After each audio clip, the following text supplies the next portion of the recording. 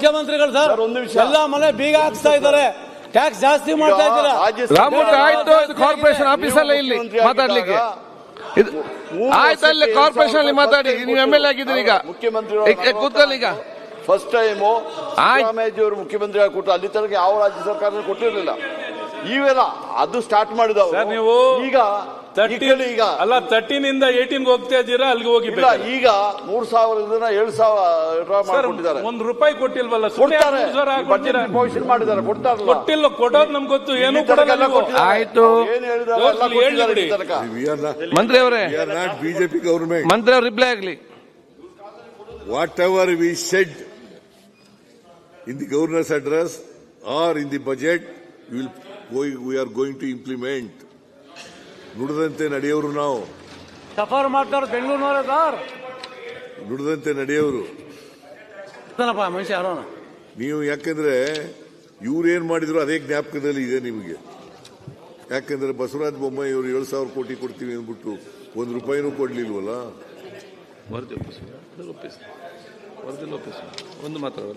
ಮಾನ್ಯ ಅಧ್ಯಕ್ಷರೇ, ರಾಜ್ಯಪಾಲರು ಯಾವುದನ್ನು ಕೂಡ ಸುಳ್ಳು ಹೇಳಿಲ್ಲ, ಮತ್ತೆ ನಮ್ಮ ಎಲ್ಲ ಸಾಧನೆಗಳನ್ನು ಕೂಡ ಹೇಳಿಲ್ಲ. ಕೆಲವನ್ನ ನಮೂದೆ ಮಾಡಿದ್ದಾರೆ, ಅವೆಲ್ಲವೂ ಕೂಡ 100% ಸತ್ಯ. ನಾವು ಯಾವುದನ್ನು ಕೂಡ ಸುಳ್ಳು ಹೇಳಿಲ್ಲ, ರಾಜ್ಯಪಾಲರ ಬಾಯಿನಲ್ಲಿ ಸುಳ್ಳು ಹೇಳಿಸಿಲ್ಲ,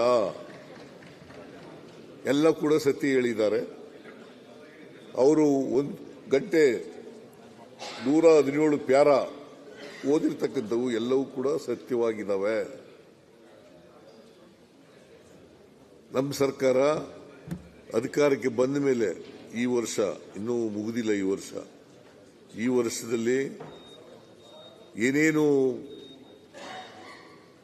ರಾಜ್ಯಪಾಲರು ಹೇಳಿದ್ದಾರೆ, ರಾಜ್ಯಪಾಲರು ಸುಮ್ಮನೆ ನಾವು ಬರ್ಕೊಟ್ಟದ್ದನ್ನೆಲ್ಲ ಓದೋದಿಲ್ಲ. ಅವರು ಯಾವ್ದು ಸತ್ಯ ಇದೆ ಅದನ್ನು ಮಾತ್ರ ಹೇಳ್ತಾರೆ. ಅದರಿಂದ ಮಾನ್ಯ ಅಧ್ಯಕ್ಷರೇ, ರಾಜ್ಯಪಾಲರ ಭಾಷಣದ ಮೇಲೆ ವಂದನಾ ನಿರ್ಣಯ ಮಂಡಿಸಿ ನಮ್ಮ ಟಿ ಜಯಚಂದ್ರ ಅವರು ಸೀನಿಯರ್ ಮಂತ್ರಿಗಳು ಅವರು ಭಾಷಣ ಮಾಡಿದ್ದಾರೆ. ನಯನ ಅವರು ಕೂಡ ಪಾಪ ಹೊಸಬರಾದರೂ ಕೂಡ ಭಾಷಣ ಮಾಡಿದ್ದಾರೆ.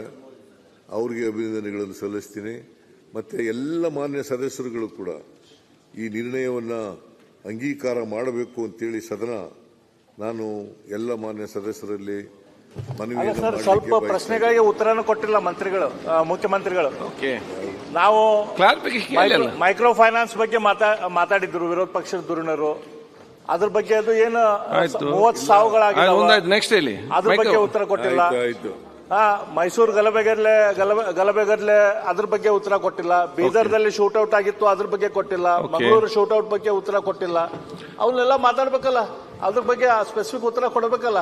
ಓಕೆ, ಆಯ್ತು, ಉತ್ತರ ಆಯ್ತು. ಕ್ಲಾರಿಫಿಕೇಶನ್.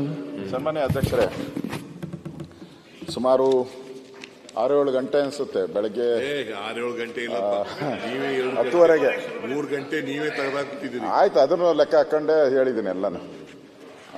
ಅಂದ್ರೆ ಇತಿಹಾಸ ನಿರ್ಮಾಣ ಆಗೋಗಿದೆ, ಒಂದು ಹೊಸ ಇತಿಹಾಸ. ತಾವು ಅವ್ರಿಗೆ ಅನುಮತಿ ಕೊಟ್ಟಿದ್ದೀರಾ? ಅವರು ಕೇಳಿದ್ರು, ನಾನು ಕೇಳಿದೆ ಏನ್ ಸರ್ ಅಂತ. ಇಲ್ಲಪ್ಪ, CMಗೆ ಯಾರು ಅಡೆತಡೆ ಮಾಡಬಾರ್ದು ಅಂತ. ನನಗೆ ಮಾಡ್ತಾರಲ್ಲ ಅಂದ. ಸುಮ್ಮನೆ ಕೇಳ್ತಾರೆ ಅಷ್ಟೇ ಸ್ಪೀಕರ್ ಅವರು, ನೀನು ಮಾತಾಡು ಅಂತ. ಇನ್ನು ಮುಂದೆ ಅದೇನೇ ಕಂಟಿನ್ಯೂ ಮಾಡ್ತೀನಿ ನಾನು. ಸನ್ಮಾನ್ಯ ಅಧ್ಯಕ್ಷರೇ, ಇಲ್ಲಿ ಈಗ ಜಾಸ್ತಿ ಮಾತಾಡಬೇಕಾದ್ರೂ ಜಾಸ್ತಿ ವಿಷಯ ಇರಬೇಕಲ್ಲ. ಇಲ್ಲಿ ಮುಖ್ಯಮಂತ್ರಿಗಳು ಏನು ಉತ್ತರ ಕೊಟ್ಟಿದ್ದಾರೆ, ಸುದೀರ್ಘವಾದಂಥ ಉತ್ತರ. ನನಗನ್ಸ್ತೈತೆ, ನಾನು ಮೊನ್ನೆನೂ ಕೂಡ ಹೇಳಿದೆ, 17ಕ್ಕೂ 26ಕ್ಕೂ ಅಜಗಜಾಂತರ ವ್ಯತ್ಯಾಸ ಇದೆ. 17ರ ಮುಖ್ಯಮಂತ್ರಿಗೂ ಈಗಿರೋ ಮುಖ್ಯಮಂತ್ರಿಗೂ ಅಜಗಜಾಂತ ವ್ಯತ್ಯಾಸ ಅಂತ ಹೇಳಿದೆ ನಾನು. ಅಶ್ವಥ್ ನಾರಾಯಣ್ ಇವರು ಒಂದು ಎಕ್ಸಾಮ್ ಇತ್ತು ನಮಗೆ. ಆ ಎಕ್ಸಾಮು ಏನು ಅಂತ ಹೇಳಿದ್ರೆ, ಒಂದು ಪ್ರಬಂಧ ಬರೀರಿ ಅಂತ ಹೇಳಿದ್ರು. ಸೊ ನಾನು ಪ್ರಬಂಧ ಅಂತ ಹೇಳ್ಬಿಟ್ಟು ನಾನು ರೆಡಿಯಾಗಿದ್ದೆ. ಏನು, ತೆಂಗಿನ ಮರ ಅಂತ, ಸಬ್ಜೆಕ್ಟು ತೆಂಗಿನ ಮರ ಅಂತ ನಾನು ರೆಡಿ ಆಗ್ಬಿಟ್ಟಿದ್ದೆ. ಅಲ್ಲೋದ್ರೆ ನಮ್ಮ ಮೇಷ್ಟ್ರು ಏನ್ ಮಾಡ್ಬಿಟ್ಟವನೆ, ಹಸು ಕೊಟ್ಬಿಟ್ಟವನೆ. ಅದಕ್ಕೆ ನಾನೇನ್ ಮಾಡಿದೆ, ಐಡಿಯಾ ಮಾಡಿ ಹಸುನ್ ತಗೊಂಡೋಗಿ ತೆಂಗಿನ ಮರಕ್ಕೆ ಕಟ್ಬಿಟ್ಟೆ. ತೆಂಗಿನ ಮರಕ್ಕೆ ಕಟ್ಬಿಟ್ಟು, ನಾನು ಓದಿದ್ದು ತೆಂಗಿನ ಮರ ಅಲ್ವಾ, ನಾನು ಅದ್ರ ಬಗ್ಗೆ ಮಾತಾಡಿದೆ. ಯಾವ ವಿಷಯ ಇತ್ತು ಅದನ್ನ ಬಿಟ್ಬಿಟ್ಟು ಉಳಿದಿದ್ದೆಲ್ಲಾನು ಕೂಡ ಮಾತಾಡಿದ್ರು. ನಾನು SC ST ಗಳ ಬಗ್ಗೆ ನಾನು ಮಾತಾಡೇ ಇಲ್ಲ. ಸುಮಾರು 2 ಗಂಟೆಗಳ ಕಾಲ ಅದ್ರ ಬಗ್ಗೆ ಉತ್ತರ ಕೊಟ್ಟಿದ್ದಾರೆ. ನಾನು ಬೀದರಿನ ಶೂಟೌಟ್ ಬಗ್ಗೆ ಮಾತಾಡಿದೆ. ಇನ್ನು ಶೂಟೌಟ್ ಆಗಿರೋ ಮಾಡಿದ್ಮೇಲೆ ಅವ್ರು ಇನ್ನೂ ಹಿಡ್ದೇ ಇಲ್ಲ, ನಮ್ಮ ಪೊಲೀಸರು ಹಿಡ್ದೇ ಇಲ್ಲ, ಇನ್ನೂ ಅರೆಸ್ಟೇ ಆಗಿಲ್ಲ ಅವರು ಬೀದರಲ್ಲಿ. ಅದ್ರ ಬಗ್ಗೆ ಚಕಾರನೇ ಎತ್ತಿಲ್ಲ. ಪೊಲೀಸ್ ಸ್ಟೇಷನ್ ಮೇಲೆ, ಮೈಸೂರು ಮೇಲೆ ಹಲ್ಲೆ ಮಾಡಿದ್ರು, ದೊಂಬಿ ಮಾಡಿದ್ರು. ಅದ್ರ ಬಗ್ಗೆ ನಾನು ಪ್ರಸ್ತಾವ ಮಾಡಿದ್ದೀನಿ. ಅದ್ರ ಬಗ್ಗೆ ಏನೂ ಇಲ್ಲೇ ಇಲ್ಲ. ಅದ್ರ ಬಗ್ಗೆನೂ ಅವರು ಏನೂ ಕೊಟ್ಟಿಲ್ಲ. ಆಮೇಲೆ ಬೆಲೆ ಏರಿಕೆ ಬಗ್ಗೆ ಅವ್ರಿಗೆ ನಂದು ಹುಡ್ಕೊಂಡ್ರು. ಈ ಅಶೋಕ ಯಾವ್ದಾವ್ದು ರೈಸ್ ಮಾಡಿದ್ದಾನೆ, ಹುಡ್ಕಪ್ಪ ಅಂದರು. ಅವ್ರು ಹುಡ್ಕೊಟ್ರು.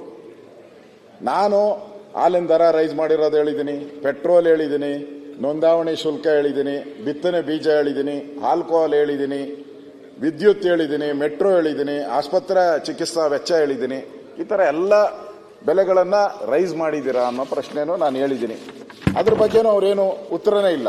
ಎಸ್ಪೆಷಲಿ ನಾನು ಮೈಕ್ರೋ ಫೈನಾನ್ಸ್ನ ಮುಖ್ಯಮಂತ್ರಿಗಳು ಹೇಳ್ಬೇಕಾಯ್ತು. ಯಾಕಂದ್ರೆ 30 ಜನ ಸತ್ತಿದ್ದಾರೆ, ಅದೇ ಬಿಟ್ಬಿಟ್ಟವ್ರೆ. ಮೈಕ್ರೋ ಫೈನಾನ್ಸ್ ಬಗ್ಗೆ ನಾನು ತಮಗೂ ಮಂಡ್ಯ ವಿಚಾರವಾಗಿ ಹೇಳಿದೆ, ನೀವು ಗಮನ ಕೊಟ್ಟು ಕೇಳ್ಕೊಂಡ್ರಿ. 30 ಜನ ಸತ್ತಿದ್ದಾರೆ, ಅದನ್ನ ಬಿಟ್ಟೇ ಬಿಟ್ರಿ. ಅದನ್ನೇನು ಹೇಳಲೇ ಇಲ್ಲ ಇವರು.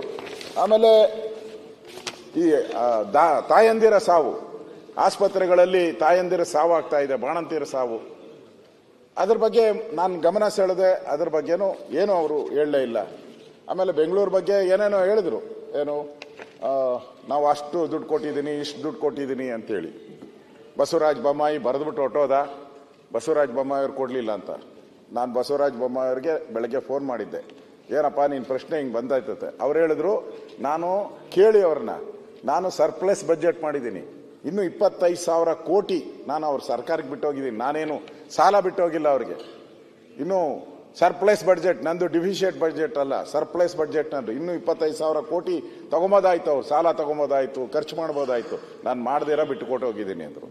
ಇವ್ರು ಬಂದು ಏನು ಮಾಡಿದ್ರು, ಯಾವುದೋ ಕೊಟ್ಟಿದ್ರು ಎಲ್ಲ ದುಡ್ಡನ್ನ ಕಟ್ ಮಾಡಿಬಿಟ್ರು. ಬೊಮ್ಮಾಯಿಯವರು ಅವಾಗ ಏನೇನು ಗ್ರ್ಯಾಂಟ್ಸ್ ಕೊಟ್ಟಿದ್ರು, ಯಾವ ಸರ್ಕಾರನೂ ಹಂಗೆ ಮಾಡಲ್ಲ. ಇವರೊಂದು ಒಳ್ಳೆ ಪರಂಪರೆಯನ್ನ ಆಗ್ತಾ ಇದ್ದಾರೆ. ಈಗ ನೆಕ್ಸ್ಟ್ ಬಂದಿದ್ದ ಸರ್ಕಾರ ಇವ್ರೇನೇನು ಕೊಟ್ಟು ಹೋಗಿರ್ತಾರಲ್ಲ ಕೊನೆ 1 ವರ್ಷ, ಅದನ್ನೆಲ್ಲ ಕಟ್ ಮಾಡೇ ಮಾಡ್ತಾರೆ. ಒಂದು ಪರಂಪರೆ ಹಾಕಿದ್ದಾರೆ, ಮಾಡಬಾರ್ದಾಯ್ತು ಹಂಗೆ. ಎಲ್ಲ ಸರ್ಕಾರ ನಾನು ಹೇಳ್ತೀನಿ, ಅವ್ರದ್ದು ಫೈನಾನ್ಸ್ ರಿಪ್ರೈ ಮಾಡಬೇಕಾದ್ರೆ ನಾನು ಹೇಳ್ತೀನಿ ಯಾವ್ಯಾವ ಸರ್ಕಾರ ಎಷ್ಟೆಷ್ಟು ಹಣನ ಸಾಲ ಬಿಟ್ಟು ಹೋಗಿದ್ದು ಅದನ್ನು ನಾನು ಹೇಳ್ತೀನಿ. ನಾನು ಯಾವ್ಯಾವ್ದು ಎಷ್ಟೆಷ್ಟು, ನೀರಾವರಿಗೆ ಎಷ್ಟು, PWDಯಲ್ಲಿ ಎಷ್ಟೆಷ್ಟು ಸಾಲ ಬಿಟ್ಟೋಗಿತ್ತು, ಅದು ರೋಟೀನ್ ಬಿಟ್ಟೋಗಿರೋದು ರೋಟೀನ್ ಆಗಿ ಹೋಗ್ಬೇಕು. ಅದನ್ನ ಹೇಳ್ಬೇಕು. ಅದನ್ನೇನು ಹೇಳಿಲ್ಲ. ಅವ್ರಿಗೆ ಏನೇನು ಬೇಕಾಗಿದೆಯೋ ಅದನ್ನ ಸೆಲೆಕ್ಟ್ ಮಾಡ್ಕೊಂಡು ಹೇಳ್ತಾ ಇದ್ದಾರೆ.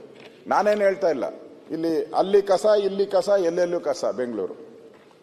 ಉಪಮುಖ್ಯಮಂತ್ರಿಗಳು ಹೇಳಿದ್ರು, ಆ ದೇವರೇ ಬಂದ್ರು ಬೆಂಗಳೂರನ್ನ ಉದ್ಧಾರ ಮಾಡೋಕ್ಕಾಗಲ್ಲ ಅಂತ. ಆ ಪದನ ಅವ್ರಿಗೆ ಹೇಳಲೇ ಇಲ್ಲ. ಇವತ್ತು ರಾಮಲಿಂಗಾರೆಡ್ಡಿ ಅವರು ಹೇಳಿದ್ರು, ಎಷ್ಟಪ್ಪ ಬಸ್ ತಗೊಂಡಿದ್ಯಾ ಅಂತ. ಅವ್ರು 4,000 ಅಂತ ಹೇಳಿದ್ರು. ಬಸ್ ಎಷ್ಟಿದೆ ಅಂತ ಹೇಳ್ಬೇಕಾಯ್ತು ಫಸ್ಟು. ಬಸ್ಸು ಎಷ್ಟಿದೆ ನಮ್ಮಲ್ಲಿ ರಾಜ್ಯದಲ್ಲಿ? ಪ್ರತಿ ವರ್ಷ ನಾವು 8ರಿಂದ 9 ಲಕ್ಷ ಓಡಿದ ಮೇಲೆ ಸ್ಕ್ರಾಪ್ಗೆ ಹಾಕ್ತಿರೋದನ್ನ. ರೋಟೀನ್ ಅದು. ಆಗಿದೆ ಅಂತ ಹೇಳ್ಬಿಟ್ಟು ಆಮೇಲೆ ಎಷ್ಟು ತಗೊಂಡಿದ್ದೀನಿ ಅಂತ ಹೇಳ್ಬೇಕಾಯ್ತು. ಮತ್ತೆ ಹಿಂದೆ ಸರ್ಕಾರ ಇತ್ತು, ಯಾರು ನಮ್ಮ ಶ್ರೀರಾಮುಲು ಅವರಿದ್ರು ಮಂತ್ರಿ. 2 ವರ್ಷ ಕೋವಿಡ್, 1 ನಯಾ ಪೈಸೆ ಓಡಾಡಂಗೆ ಇಲ್ಲಲ್ಲ, ಬಸ್ಸಲ್ಲಿ ಓಡಾಡಂಗೆ ಇಲ್ಲ. ಲಾಸ್ಟ್ ಪ್ರಶ್ನೆ ಅಲ್ಲ, ನಮ್ಮ ರಾಜ್ಯ ಅಲ್ಲ, ಇಡೀ ದೇಶದಲ್ಲಿ ಎಲ್ಲ ದೇಶದ ಬಸ್ಗಳು ಅದೇ ಸ್ಥಿತಿಯಲ್ಲಿ ಇದ್ದಿದ್ದು. ನ್ಯಾಚುರಲ್ ಲಾಸ್ ಅದು. ಅದ್ರ ಬಗ್ಗೆ ಪ್ರಸ್ತಾವನೆ ಇರಬಾರ್ದಾಯ್ತು ನನಗನ್ಸ್ತತೆ. ಈ ಥರ ಒಂದು ರೀತಿ ಮುಖ್ಯಮಂತ್ರಿಗಳು ಏನು ಹೇಳಬೇಕು ಅಂತ ನನಗನ್ಸ್ತೈತೆ ತಯಾರಾಗಿ ಬಂದಿಲ್ಲ ಅಂತ ಅನಿಸ್ತೈತೆ ನನಗೆ. ತಯಾರಾಗಿ ಬಂದಿಲ್ಲ ಅನಿಸ್ತೈತೆ. ಅವ್ರು ಬರ್ಕೊಟ್ಬಿಟ್ಟಿದ್ದಾರೆ, ಹೇಳ್ಬಿಟ್ಟಿದ್ದಾರೆ. ನಾನು ಅದಕ್ಕೆ ಹೇಳಿದ್ದು 17, 26ಕ್ಕೆ 25ಕ್ಕೆ ಬಹಳ ವ್ಯತ್ಯಾಸ ಇದೆ ಮುಖ್ಯಮಂತ್ರಿಗಳಲ್ಲಿ. ಒಂದು ರೀತಿ ಜನಗಳಿಗೆ